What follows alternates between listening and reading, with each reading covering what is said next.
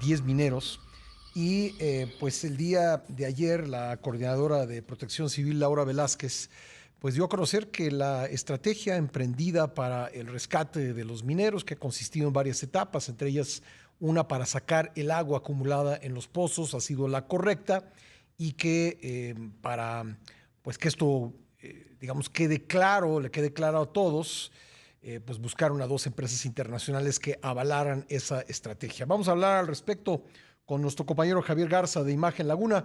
¿Cómo estás, querido Javier? Me da gusto saludarte. ¿Qué tal, Pascal? Buen día, igualmente. Bueno, pues, ¿qué, digamos, en un lugar mucho más cercano al sitio de esta tragedia, como estás tú, cómo se evalúa lo que se ha hecho hasta ahora?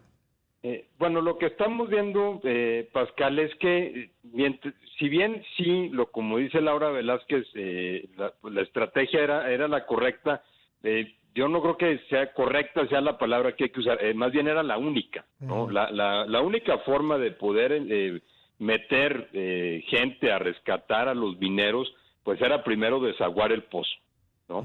Entonces, en eso se les fueron prácticamente los primeros 10 días después del accidente, tratar de evacuar todo el agua que se había filtrado, la que había provocado la inundación que atrapó a los mineros el 3 de agosto.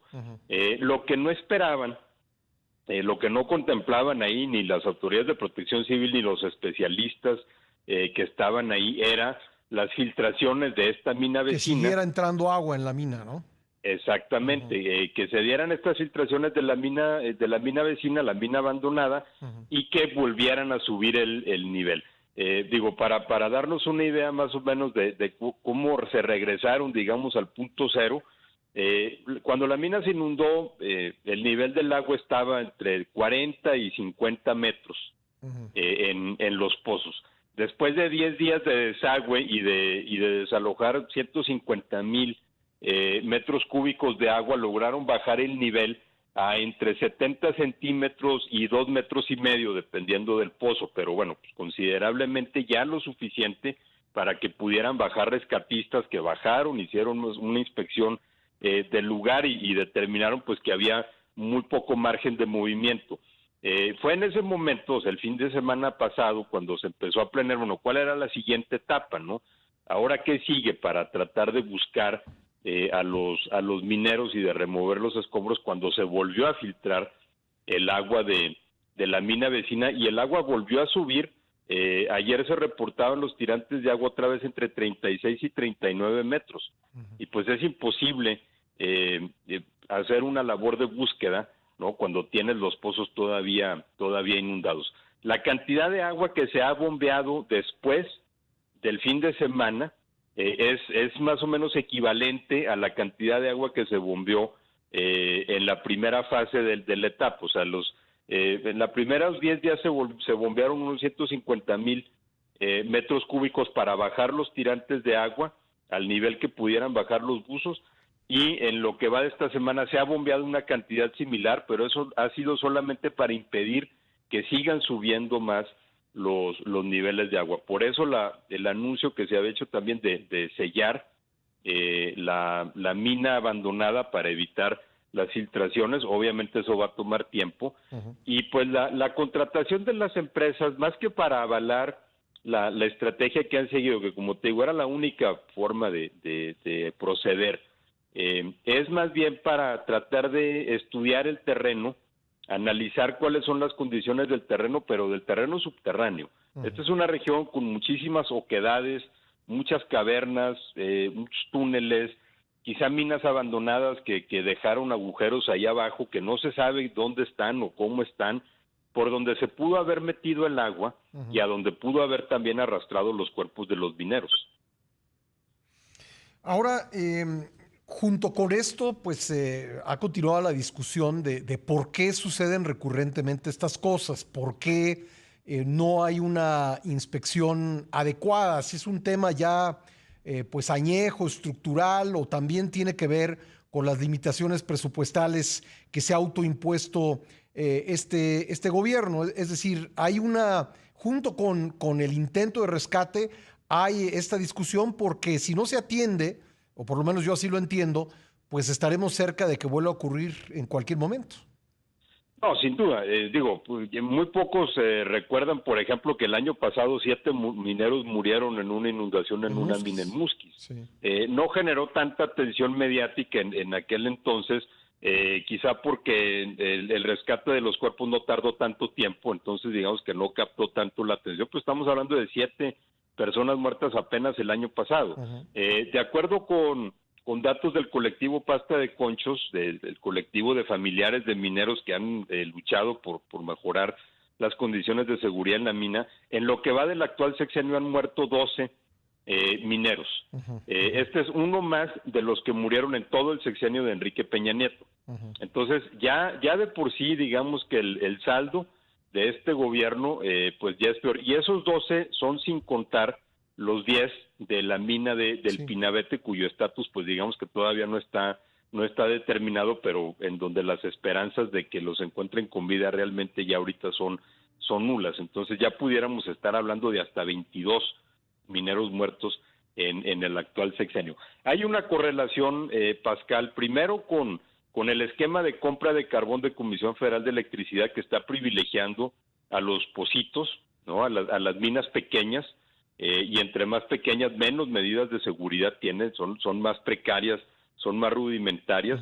Entonces, al comprarle más carbón a ellos, pues están aumentando la producción en este tipo de minas que son muy inseguras. Eso es por una parte.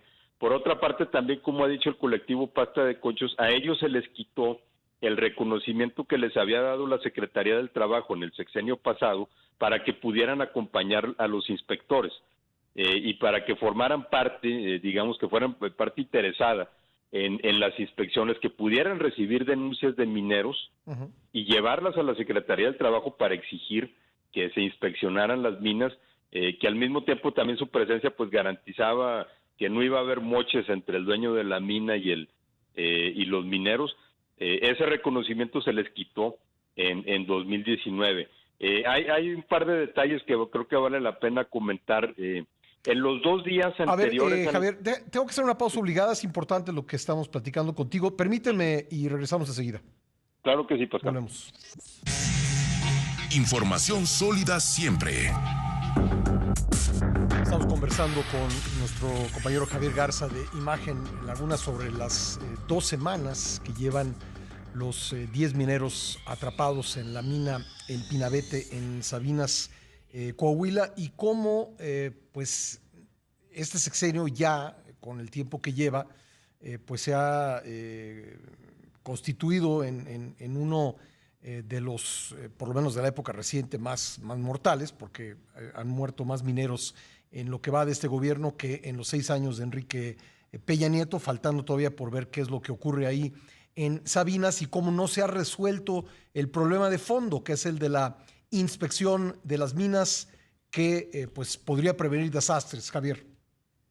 Sí, Pascal, te decía que hay 2 datos que creo que vale la pena tomar en cuenta, sobre todo a la hora de decir dónde hay el deslinde de responsabilidades, si es en los gobiernos anteriores por dar las concesiones, o si el actual gobierno también tiene una responsabilidad cuando bajó la guardia en las inspecciones. 2 datos que hay que tomar en cuenta. El primero es que en los 2 días anteriores a la inundación, o sea, lunes y martes previos, 1 y 2 de agosto, los mineros no habían bajado a estos pozos porque justamente habían detectado que había filtraciones de humedad.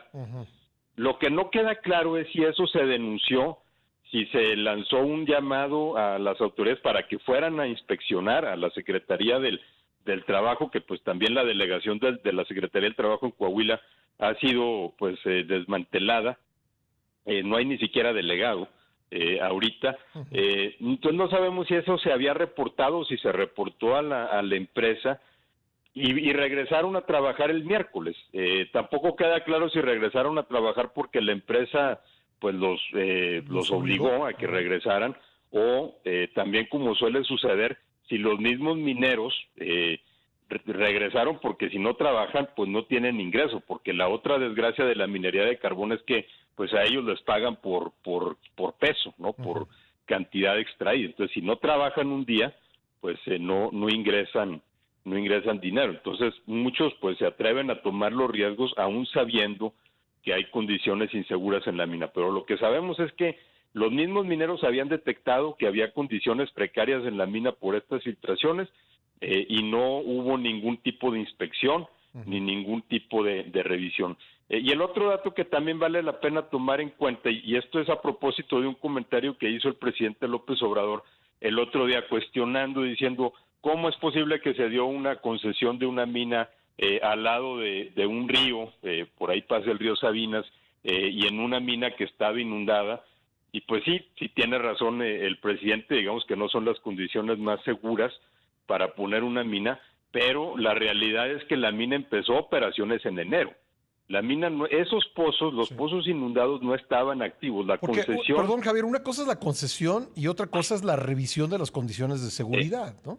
Exactamente, pero aún diciendo que por qué das la concesión, por qué pones una mina al lado de un río, la concesión lo que te da es un polígono. Sí. Y ahí pues tú haces el agujero en donde más te convenga, ¿no? Entonces sí, efectivamente se dieron concesiones en ese terreno que está junto al río Sabinas, pero por lo menos en la mina que está inundada, esa mina no estaba operando hasta enero de este año, y eso lo sabemos por el dato de la misma Secretaría del Trabajo, que hasta ahorita no ha reportado si cuando esa mina empezó a operar le hicieron una inspección de seguridad. No, pues parece que tienen escondida a la Secretaría del Trabajo, ¿no?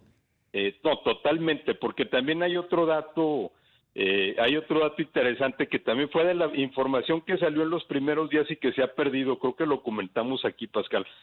Una de las primeras cosas que dijeron los especialistas que empezaron a trabajar en el rescate, los asesores técnicos y los ingenieros y geólogos, y el gobierno de Coahuila también, es que los planos de la mina no estaban actualizados, entonces no tenían ni idea de cómo estaban las formaciones, las cavernas subterráneas, las dimensiones de los huecos y de las oquedades en donde iban a estar trabajando.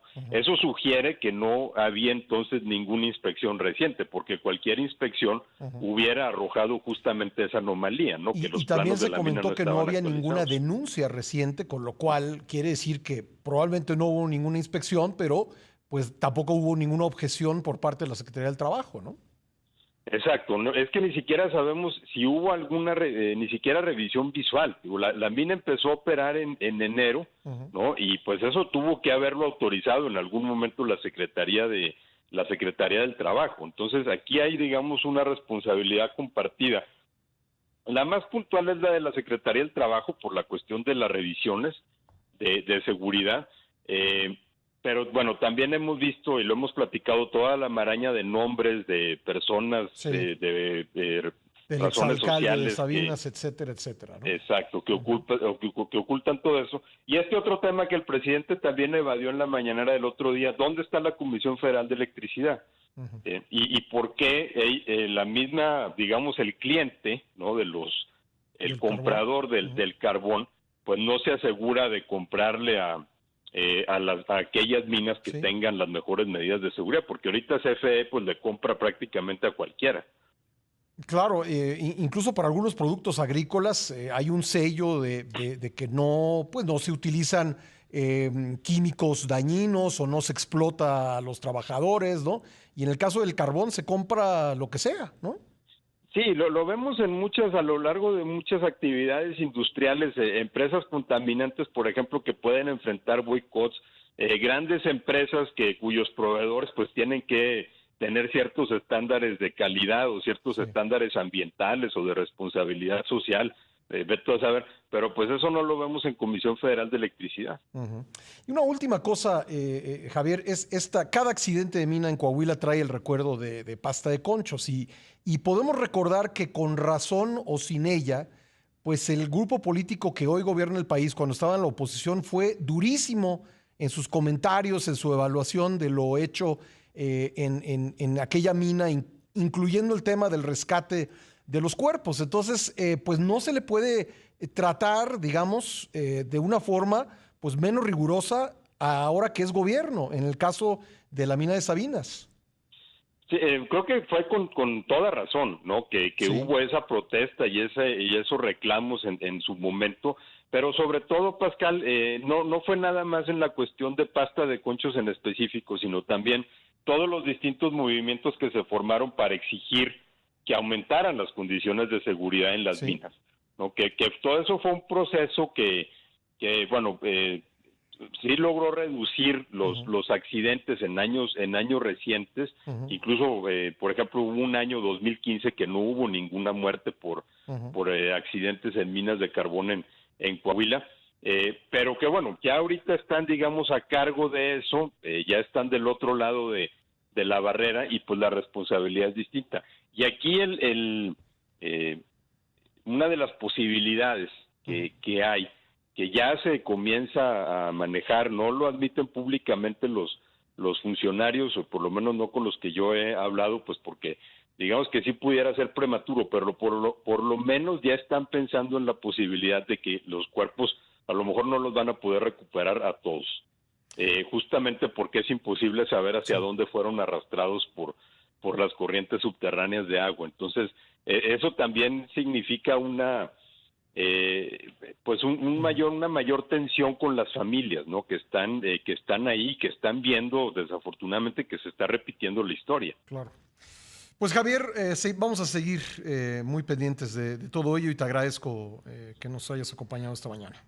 Gracias, Pascal, un abrazo. Gracias a Javier Garza. Y rápido, antes de irnos a corte, pues nada más recordar que pues aquí buscamos desde los primeros momentos de este percance,